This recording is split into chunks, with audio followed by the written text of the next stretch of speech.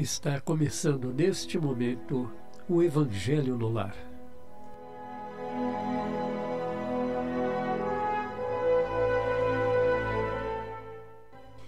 Nós te rogamos, Pai, de infinita bondade e justiça, as graças de Jesus Cristo, através de Bezerra de Menezes e suas legiões de companheiros, que Ele nos assista, Senhor, consolando os aflitos, curando aqueles que se tornem merecedores, confortando aqueles que tiverem suas provas e expiações a passar, esclarecendo os que desejarem conhecer a verdade e assistindo a todos quanto apelam ao teu infinito amor. Jesus, divino portador da graça e da verdade, estende as tuas mãos dadivosas em socorro de todos os que sofrem, sejam males físicos ou espirituais. Santos Espíritos, dignos obreiros do Senhor, derramai as graças, as curas sobre a humanidade sofredora, a fim de que as criaturas se tornem amigas da paz, do conhecimento, da harmonia e do perdão, semeando pelo mundo os divinos exemplos de Jesus Cristo. Que assim seja.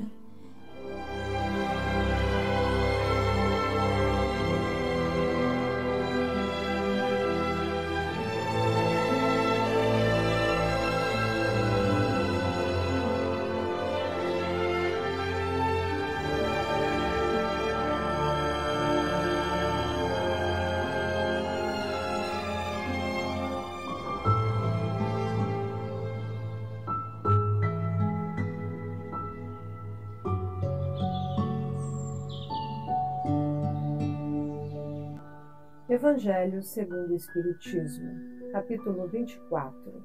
Não coloqueis a candeia debaixo do alqueire. Coragem da fé. Todo aquele que me confessar e me reconhecer diante dos homens, eu também o reconhecerei e confessarei diante de meu Pai que está nos céus. E todo aquele que me renegar diante dos homens, eu mesmo também o renegarei diante de meu Pai que está nos céus. Mateus, capítulo 10, versículos 32 e 33. Se alguém se envergonhar de mim e de minhas palavras, o Filho do Homem também se envergonhará dele, quando vier na sua glória e na de seu Pai e dos santos anjos. Lucas, capítulo 9, versículo 26. A coragem de dar opinião sempre foi apreciada pelos homens, porque existe mérito em enfrentar os perigos, as perseguições, as contradições e mesmo os simples sarcasmos, aos quais se expõe quase sempre aquele que não tem medo de revelar em voz alta ideias que não são as de todas as pessoas. Aqui, como em tudo, o mérito é proporcional às circunstâncias e à importância do resultado. Sempre há fraqueza quando se recusa diante das consequências da opinião emitida ou em renegá-la, mas há casos em que isso é uma covardia tão grande quanto fugir do momento do combate. Jesus reprova energicamente essa covardia.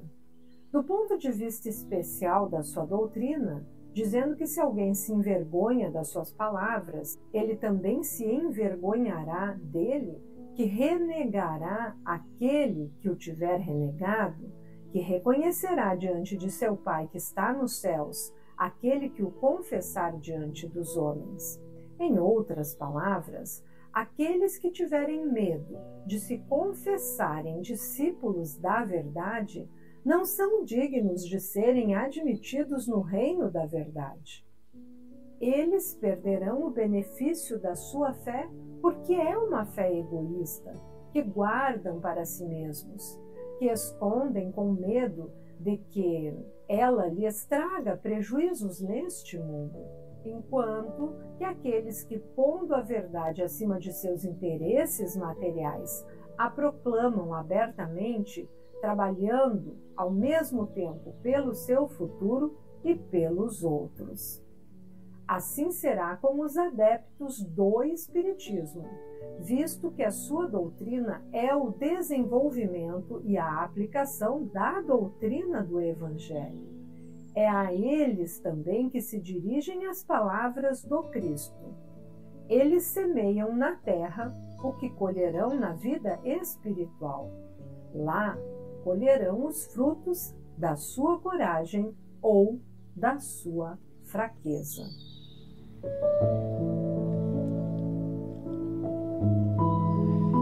Pois muito bem, amigos, estamos dando então início aos nossos comentários sobre a coragem da fé.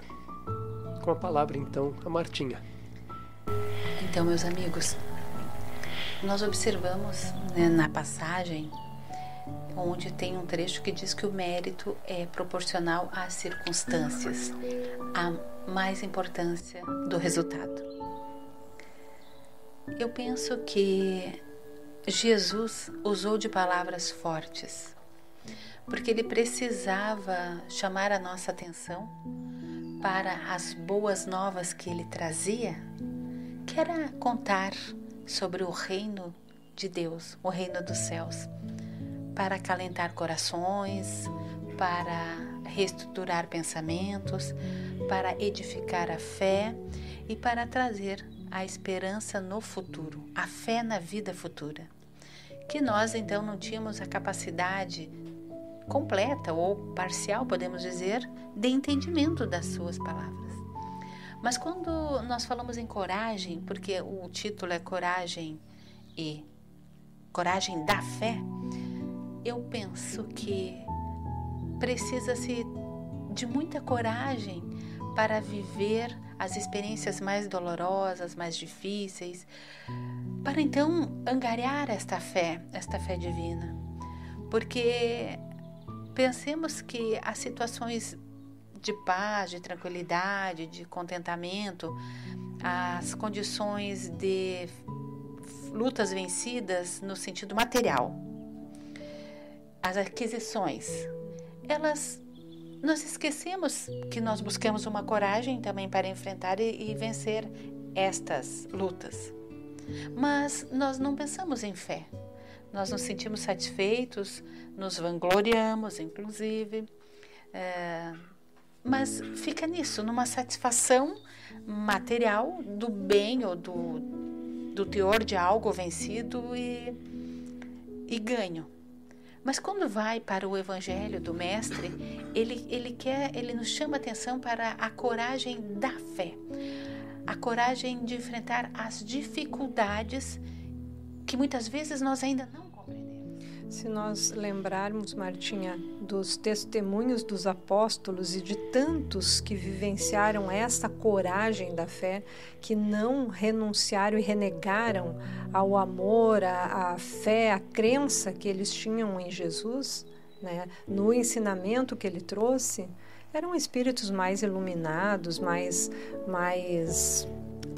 talvez não, creio que sim, preparados para justamente naquele momento eles darem este testemunho para mostrar para todos nós que sim, que nós temos que também ter coragem de dizermos que somos cristãos e mais ainda termos coragem de vivenciar esta nossa crença nas nossas atitudes para com o próximo. Falar de Jesus sem temer. Exato. Viver o Evangelho numa sociedade que ainda falar do Mestre Jesus parece que tu é um bicho raro, uma coisa estranha, né, ao mundo. Ter a honra Dentro desse nosso universo materialista, extremamente materialista, quando alguém se aproxima de nós falando de Jesus, ou quando nós, né, nos aproximamos... Temos um exemplo aqui, sim, nosso. exatamente. Né? Nós podemos dar este testemunho, porque quando alguém nos trazia, nos mandava uma mensagem falando de Jesus, falando de Deus, nós rechaçávamos. Né? Parecia uma coisa, uma imposição. Imposta, né? E aí nós não gostávamos. Agora, o detalhe é que o Espiritismo, ele não impõe. Né? Ele está ali, pessoa ele apresenta de uma certa forma. Ele apresenta, mas não impõe. Então, as atitudes impositivas é que são extremadas, né? Não são simpáticas. Mas vai chegar um momento que essa imposição virá a nós, através do próprio Mestre, através de Deus, porque é da lei divina. Nós temos que evoluir, nós vamos nos direcionar a este caminho.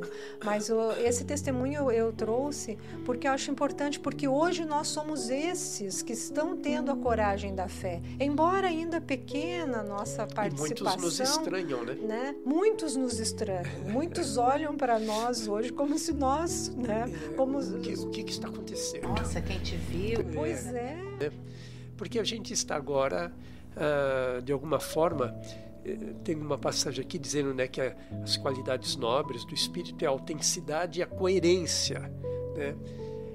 E essa autenticidade e coerência são frutos também dessa honestidade moral que a gente tem, que a gente adquire.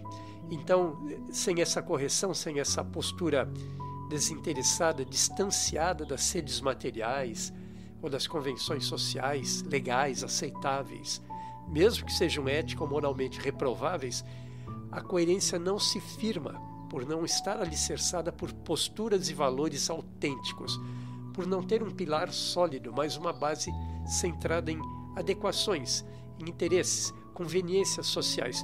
Quando então a gente fala dessa coragem da fé, é justamente isso, a gente promulgar estes ensinamentos, essas posturas, sem termos qualquer temor, sendo autênticos e coerentes. Não é isso? Nós acabamos vivendo o Cristo do nosso jeito, na nossa pequenez e simplicidade, não aquela tão grandiosa como Paulo de Tarso citou. Sim. Mas de uma plenitude que a importância que o outro... nós não damos a importância da crítica ou do sarcasmo que possa vir no pensamento da pessoa sem ela querer dizer abertamente. Porque nós estamos num momento muito pleno da vida. E no nosso caso, meu e do Paulo, porque a gente já foi esses que fizeram o sarcasmo. E hoje nós invertemos, nós estamos do outro lado. Então, de uma certa forma, nós, entre aspas, né, mas nos apiedamos daqueles que ainda não estão com o coração aberto para o Cristo. Porque hoje nós somos esses que podem dar esse testemunho de dizer que sim, que existe, que está aí. Temos tido bastante... eu não sei qual a palavra que eu vou usar, mas... estamos experimentando essas... Isso, a espiritualidade nos traz essa comunhão, essa conexão com Deus, com Jesus, ela nos traz esse amparo e essa certeza que nos abriu, né, a mente e o coração. E esse amparo, ele é sentido cada vez mais, porque nós estamos, a grande maioria das pessoas que já entendem o Mestre Jesus, se esforçando então para vencer a si. Não. Aí nós nos damos conta que sempre somos nós. Sempre nós. Nós até já falamos aqui, também outra passagem, que nós temos que lutar contra o adversário. Não é esse que não entende o Mestre, não ama ainda com toda a sua profundidade. Mas somos nós que agora descobrimos esse grande amor e adquirimos uma inspiração, uma confiança, uma sinceridade no nosso coração de querer fazer diferente e perceber que as nossas ações têm impacto. Elas vibram, elas reverberam, que o pensamento tem uma força, que a oração é magnífica. Então, essa coragem que nós vamos construindo é derrubando os muros que nós mesmos criamos na nossa vida.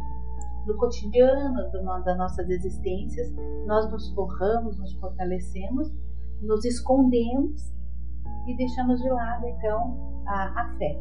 Mas ela é construída, ela é uma virtude, tem que ser trabalhada. Então, vejam, a coragem da fé, a coragem vem antes. Tu precisa angariar, precisa buscar essa coragem para chegar. Autenticidade, coragem, ter personalidade, né? Porque digamos assim, a correnteza social ela é muito forte, né? Se você por acaso cair numa corrente em que Jesus, os ensinamentos, a moral mais pura não seja aceita, você tem que ter personalidade, tem que estar com essa fé, com essa crença muito bem alicerçada dentro de você, para não ceder, né? E para não se deixar também demover dessa crença, não se deixar convencer do contrário. Mas as imposições sociais, falando mais explicitamente da vida materialista, elas são muito fortes. O Evangelho então traz isso, né, Paulo? Os discípulos da verdade, esses que se confessam, então, discípulos, eles precisam não temer. Não temer a sociedade, não temer a opinião alheia, não ter receio de ser excluído. Os modismos de uma época. Não estamos aqui culpando o fanatismo, mas entendendo que para seguir o Mestre Jesus, nós temos que ter coragem de fazer mudanças. E a coragem é uma coragem, vamos dizer assim, cá para nós, né? Ela é bem menor do que a coragem dos cristãos primitivos, né? Que pagavam com a própria vida, né? Hoje a gente pode pagar, digamos assim, com meia dúzia de línguas feridas falando pelas costas. Não vai muito além disso, né? Mas a gente tem que entender, né? Essa é o grande ensinamento, né, do Evangelho. Nós temos que entender que essas línguas feridas, elas estão em outro momento. E vai chegar o ponto de que elas vão passar também para o lado de cá, entre aspas, como nós dois, que estávamos do outro lado e hoje já temos a coragem. Eu vejo por você, muito mais que por mim, você já tem a coragem. Você fala do Cristo abertamente para as pessoas que você encontra, você sai com a sua camiseta do Centro Espírita, você professa aquilo que você acredita. Muito bonito. Essa fraqueza, então, que nós já tivemos no passado, de recuar, então, diante do amor do Cristo, da sua doutrina revigorante, tão necessária para as nossas vidas, é o que essa passagem ela nos diz: trazer à luz, trazer para o conhecimento, não ter receio, não ter medo, não ter vergonha, não se constranger. Expor, evidenciar, porque nós vamos então mostrar que nós já falamos do Cristo com as nossas atitudes, isso, com as exemplificadas por todos estes que ainda não compreenderam a mensagem, como nós há muito tempo atrás. E estamos caminhando também, estamos lutando. É uma caminhada ainda longa, mas hoje nós já temos uma paz, já temos uma tranquilidade, uma serenidade. O nosso olhar, não estou generalizando, mas quando nós saímos agora de um programa falando de Deus, Jesus, Kardec, o nosso olhar se torna mais manso, mais sereno. Porque se colocar no lugar de outro é fundamental para que eu respeite. Então eu quero muito ser respeitada, compreendida, mas eu também tenho que ter este mesmo olhar para o irmão que ainda não compreendeu. Então essa coragem que nós estamos angariando é a coragem de falar do Cristo, é de colocar a candeia à luz para iluminar os caminhos. E qual é o primeiro caminho que vai ser iluminado? Será o nosso. O nosso, né? Essa regeneração, então, ela é íntima de cada um, mas que chegaremos um dia a essa plenitude que como espíritos encarnados tanto queremos. E temos também que, como o Paulo já citou anteriormente, que hoje o espírita, né, dos tempos atuais, ele tem o dever de sentir, pensar e agir de acordo com os princípios que são demonstrados, né, através do ensinamento de Jesus. E nós, espíritas, uma vez que entendamos esse ensinamento, nós devemos vivenciá-lo na coragem, nas nossas reações de confiança, nas dificuldades, principalmente, né, porque é muito fácil nas horas boas, mas nas dificuldades e vicissitudes da vida, numa demonstração, então, de quê? De fé em Deus, em Jesus, em si e nos homens, que são espíritos encarnados, sempre perfectíveis. Como a Martinha disse, né? Dar o exemplo através das palavras e das atitudes. Esse daí, digamos assim, é o maior exemplo de, digamos assim, seguidores do bem, seguidores da doutrina, seguidores da palavra do Mestre, através dos nossos exemplos. E fazer aos outros aquilo que gostaríamos que os outros nos fizessem. Esse é o maior ensinamento, né? Também, além do amar a Deus sobre todas as coisas, assim como o próximo. Né? Muito bem. Ficamos por aqui, então. Esperamos ter, então, levado um entendimento minimamente, um conteúdo minimamente interessante e inteligível, né, para os nossos ouvintes. E nos despedimos aqui mais uma vez. Boa noite a todos.